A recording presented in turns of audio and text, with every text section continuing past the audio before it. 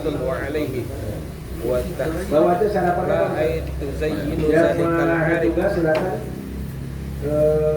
di bawah itu apa sarapan?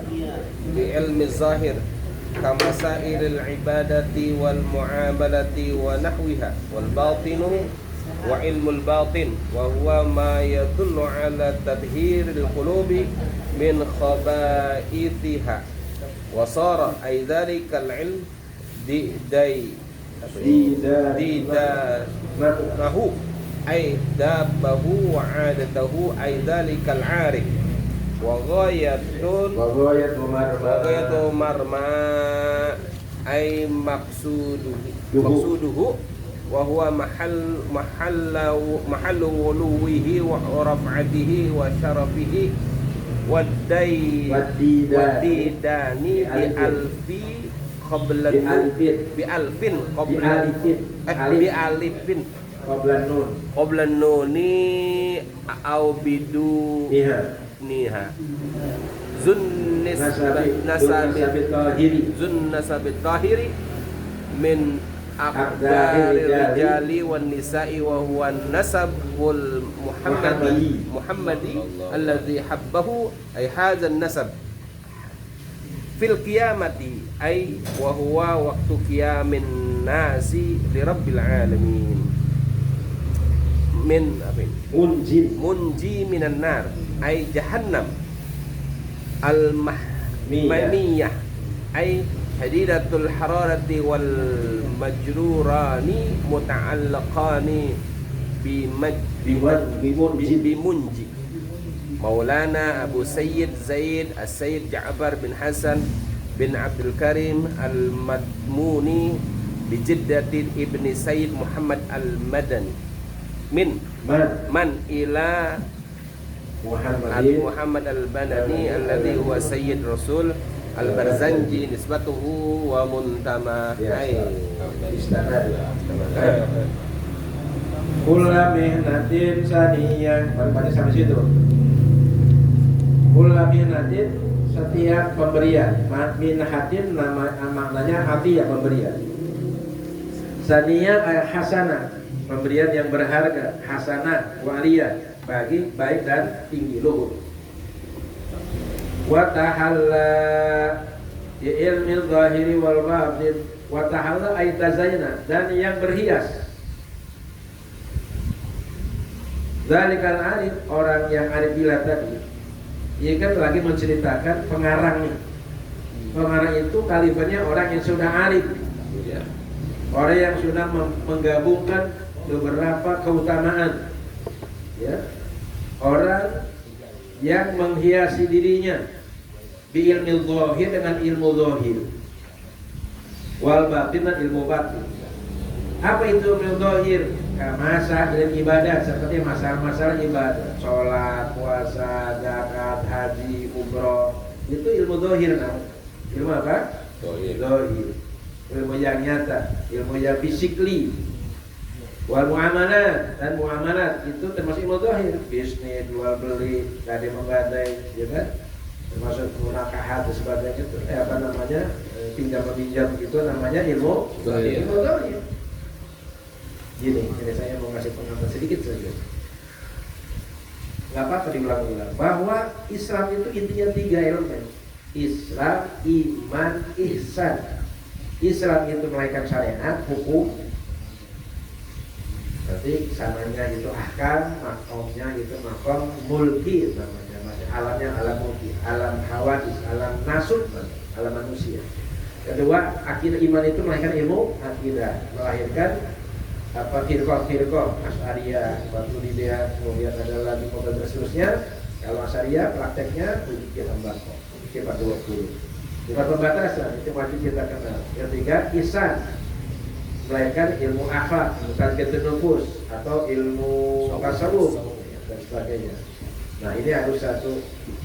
Nah, kalau kita bicara Islam, syariat itu sebenarnya fleksibel dan kondisional. Nih, contoh sholat itu Islam apa iman? Islam. Sholat itu normalnya harus berdiri. Boleh nggak duduk? Boleh. Kalau alasan. Boleh nggak berbaring? Boleh. Jadi sholat fleksibel, kondisional. Puasa, boleh nggak puasa? Boleh. Boleh. Kalau kita Ada masalah. atau lagi Iya. iya. Kan gitu. Haji, kalau lagi aman, walaupun uangnya ada. Zakat kalau ada hartanya. Jadi syariat itu, mohon maaf nih, ya, mungkin sedikit berbeda nih sama pandangan Ustaz Jari. Ya, soal khilafah ini. Ya kalau saya itu fleksibel, kondisional. Itulah bedanya. Kenapa sebagian ulama Indonesia menerima bentuk NKRI karena fleksibel syariat itu. Fleksibel artinya kondisional. Karena kita tidak mungkin belum bisa menerapkan syariat Islam secara full di Indonesia. Kenapa? Karena sistem perpolitikan kita udah dikuasai oleh orang-orang sekuler. Maka bagaimanapun PKS segala macam PKB itu nggak bisa karena memang konsepnya udah dirancang seperti itu. Nah tinggal kita harus pandai-pandai. Jadi saya pendapat dengan Profesor Mahendra, tinggal pandai-pandai kita bagaimana kita berdebat untuk melahirkan undang-undang tanpa menggunakan label Islam, tapi ini isinya Islam. Gitu. Kayak undang-undang zakat, undang-undang haji, ya, undang-undang pesantren gitu. Itu perjuangan teman-teman kita. Alhamdulillah sudah ada undang-undang zakat, undang-undang haji, undang-undang pesantren. Tanpa harus membawa bendera atau label, labeling maksudnya. Yang penting nilainya sebagai sebuah strategi. Gitu. Ya. Kalau teman-teman yang lain kan harus itu ya. Kan merubah kota itu bedanya. Nah, jadi ada perbedaan ya pandangannya kali. Nah, tapi kalau kita secara prinsipil kan kalau syariat itu termasuk sholat itu kan kondisional. Kalau kondisi tidak memungkinkan kayak di pesawat kan boleh dulu. Nah, dalam penerapan syariat di Indonesia karena tidak memungkinkan kondisinya, ya kalau kita berhadapan dengan kaum sekuler, kaum ateis segala macam, ya udah apa yang kita bisa mampu, gitu. Malayudukulu, itu sebagian pendapat. Nah, artinya kita dalam masih kondisi perjuangan, kondisi Makkah lah kata seperti itu. Ya, yang penting diperkuat akidahnya. Sampai kapan? Ya sampai nanti muncul kekuatan generasi akan datang. Maka tarbiyah itu penting, pendidikan itu penting. Tapi saya sekarang di Indonesia lagi dihantam, lagi diserbu, lagi diserang. Lewat tayangan itu jangan dilihat ujungnya, itu kan hanya permukaannya itu Trans TV itu. Yang mengangkat kasus Lirboyo itu kan permukaan ujungnya, tapi pada dasarnya di bawahnya ini memang ada pemikiran-pemikiran untuk bagaimana menghantam dunia pesantren yang masih mempertahankan pendirian Islam Ahlussunnah wal Jamaah. Dianggap ortodok lah, dianggap klasik lah, dianggap salafiyah lah, dianggap kuno lah, dianggap SDM-nya rendah lah. Itu kan bahasa-bahasa pelecehan. Jadi orang-orang yang satu SDM-nya rendah, waduh siapa bilang? Rendah dalam bidang apa? Ya kan? Itu debatable kalau kata Sanwani. Nah, yang nggak boleh bergeser itu akidah. Gitu. Kalau sholat kan bisa pleset. Kalau iman kita boleh nggak lagi duduk berkurang, lagi duduk berkurang, lagi dagang berkurang, gitu. Nah, jadi menurut saya justru sekarang penanaman akidah yang harus diperkuat, yang harus dikokohkan. Jangan ngambek. Kalau akidah kuat, nanti kan dia dengan energi. Bagaimana bisa menerapkan hukum Islam? Kan begitu. Nah kalau akidahnya propos, ya tetap ngampleh lagi. Nanti rasa ngampleh apa? Nggak berdaya. Nah, jadi makanya insya Allah nanti setelah ini selesai kita akan mengambil kajian kitab khusus akidah ya untuk memperkuat saran dari Jabal Tauhid. Memang ada informasi tapi belum dapat ya. Yang terbaru ya. Yang digarap oleh Indonesia. Yang garap oleh Indonesia bukunya itu baru segini. Dan orang Indonesia itu orang biasa. Orang nggak tahu dia untuk orang alama. Bisa ngarang kitab ratusan juga, dan ternyata dipakai di dunia termasuk Islam, dia ada di mana-mana. Orang kerjaannya macul, nyawa sehari-harinya. Hebat ya Indonesia itu. Luar biasa, jangan itu terkontak pesantren. Mana tak? Ya kalau kita menantang nih, mana tamatan yang apa namanya perguruan tinggi, sekalipun yang dari apa itu, dari ngarang kitab dah. Ayo. Yang dokter-dokter dari Mekah, dari Madinah itu dari mana? Karangan kitabnya mana? Mana pesantren mana? Halo. Sadar. Jadi kita juga. Jadi yang diperkuat akidah, insya Allah. Jadi ilmu zahir wanaliyah adalah sebagian termasuk munakahat. Ya, ini. Kan ada Muamal. ibadat, Iya. muamalat, munakahat, Iya. jinayat. Itu kan termasuk ilmu zahir. Wal batin dan ilmu batin. Orang ini yang ada kita ini selain arifillah juga menguasai ilmu zahir, ilmu batin. Tapi istilah batin di sini nggak ada kaitan dengan mistisisme. Nggak ada kaitan dengan ilmu batin yang istilah orang kejawen, nggak ada.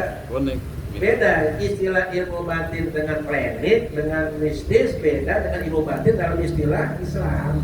Jadi kadang orang nggak bisa membedakan. Kalau kita ilmu batin, persepsinya Dukun. berdukun, bukan, nggak ada. Ilmu batin ilmu tentang ruh, kita tazkiyatun nufus, tazkiyatun ruh, ilmu akhlak, gitulah gambarnya. Apalah istilahnya tersalah.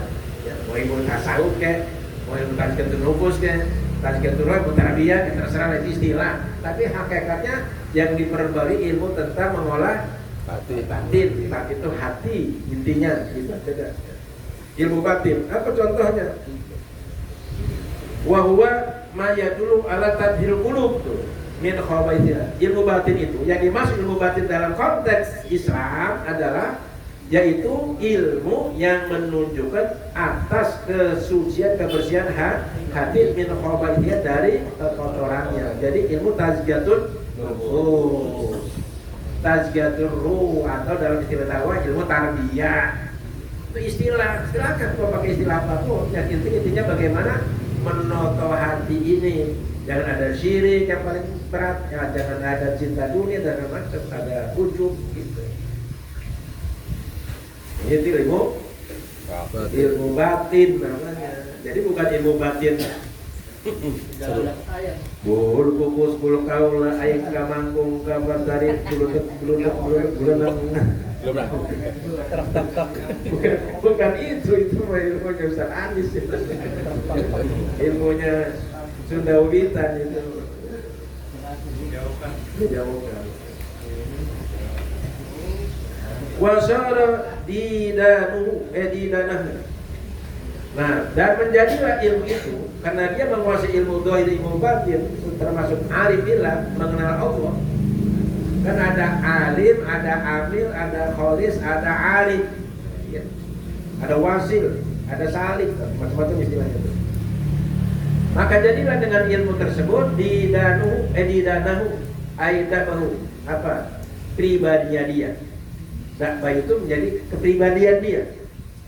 Jadi orang yang mendalam ilmu zahir, ilmu batin ini menjadi kepribadian. Jadi ilmu itu harus menjadi keseharian kita. Dakwah itu ada tuh kebiasaan.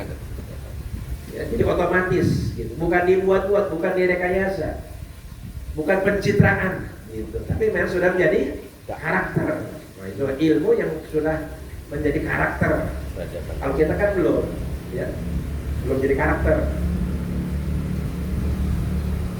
Ayat tadi kalau arif, orang yang arif bilang tadi itu. Kalau orang arif bilang itu ilmunya sudah menjadi karakter. Kayak gini. Lihat mana bedanya menyanyi, bisa nyanyi dengan penyanyi, mana bedanya? Subhanallah. Bisa nyanyi dengan penyanyi, di mana bedanya? Penyanyi itu harian, profesi. Kalau penyanyi ya sekedar bisa. Tapi kalau penyanyi Profesional. iya, profesional. Makanya ayatnya beda. Qad aflahal mu'minun, yang dijamin itu al-mu'minun. Orang yang sudah imannya profesi dia sehari-hari, sudah menjadi karakter dia imannya. Ada orang yang baru beriman, qad amana atau alladzina amanu, belum. Makanya ada ayat berikutnya.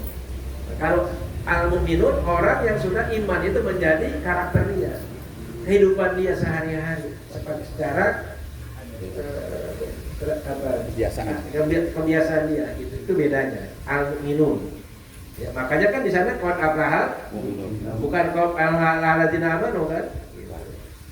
Kalau amanu baru proses menyanyi, belum jadi.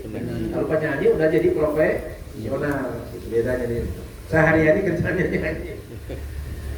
Wa ghayatamarna, dan puncak tujuannya, ay maksuduhu, tujuan dia. Ilmu itu ya, yang menghantarkan dia untuk mencapai tujuan dia. Wa huwa mahal uluwi, yaitu tempat ketinggian dia, warifatu dan kedudukan dia, wasyarafut kemuliaan dia. Wadida nubi alif, tidak dan dengan alif qabla nun, sebelum nun tidak alif. Au biduni, atau tanpa nun, tanpa alif. Jadi bisa didan, bisa didan. Apa maksud tujuan? Dunna sabil tahir. Si pengarang kitab ini yang Arifillah ini, oh iya Pak, ya. Karena beliau ada tugas sebagai kepala sekolah. Bawa aja saat itu ya. Dunna sabil tahir yang memiliki turunan ya. Nasab itu apa? Silsilah. Apa dia? Besi suci. Ini yang pengarang kitab ini. Min rijal, dari kekotoran laki-laki, wanita dan perempuan.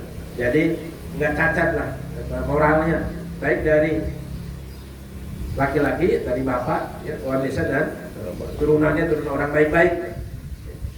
Wawan nasabul Muhammadiyah, itu keturunan Muhammadiyah. Jadi kalau telusuri nyampe kepada Rasulullah Shallallahu Alaihi Wasallam. Nih yang mengarah kita. Iya. Alladzi habbahu ay hadda nasbu fil qiyamati, yang mendorong, iya, ya, turunan ini, silsilah ini mendorong dia fil qiyamah, di hari kiamat nanti. Kalau orang punya turunan yang bersih, yang baik, nanti dari kiamat, apa tuh kiamat itu? Wawa waktu kiamin nas, yaitu waktu dibangkitkannya manusia. Maka disebut kiamat. Nanti manusia yang sudah hancur, meninggal, akan bangkit lagi, hidup lagi. Di Rabbil Alamin, menghadap Allah Subhanahu Wa Taala. Munjin, yang menyelamatkan. Jadi nama baik keturunan yang baik itu bisa menyelamatkan dia minan nar, dari neraka jahanam. Al-mahmiyah, yang sangat membakar, yang panas membakar, mahmiyah. Asyadidatul hararah, yang sangat panas. Wal majrurani mutalifani bimunjin. Dua kalimat majrur, minan nar, ya, minan nar itu majrur. Mutalifani itu berhubungan bimunjin dari kalimat munjin. Munjin minan nar, ya, selamat dari neraka. Minan nar muta'alluqnya, hubungannya, kaitannya dengan kalimat munjin. Selamat dari mana? Dari neraka. Maulana, siapa dia? Maulana. Maulana itu artinya pemimpin. Maulana itu pimpinan kita, ataupun ya, Sayyid itu sama, Maulana sama. Siapa? Abu Sayyid, ya. Kunyahnya Abu Sayyid. Zaid, namanya Zaid. As-Sayyid. Nah gini, kalau dulu di dalam kitab itu, orang-orang yang masih ada keturunan Rasul itu disebutnya Sayyid. Ya. Kalau di Banten disebutnya Sidi. Kalau perempuan jadi Siti, dari kata Sayyidah, jadi Sayyid jadi Sidi, Sayyidah jadi Siti. Jadi kata Siti itu dulu menunjuk kepada beliau ini, mereka ini keturunan Rasulullah SAW. Sayyid namanya. Ya. Lalu di Indonesia kata Siti menunjuk kepada kata perempuan, Siti Fatimah gitu. Padahal awalnya itu digunakan untuk menuju kepada orang yang masih ada hubungan dengan Rasulullah. Perempuan disebut Sayyidah, kalau laki-laki disebut Sayyid. Belakangan setelah abad ke-9 muncul istilah habaib. Itu nanti beda lah bahasa ya, kayak gitu. Itu orang yang ahli nasabah terserah. Muncul istilah habaib. Tapi kalau di kitab-kitab klasik tetap masih Sayyid.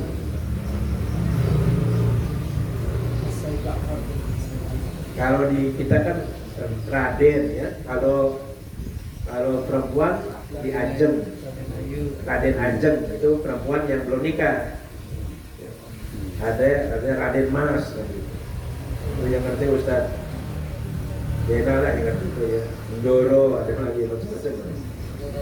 Sayyid Ja'far, kalau syariat Habib Ja'far gitu kan, Sayyid. Jadi kalau Sayyid pasti itu keturunan Rasulullah.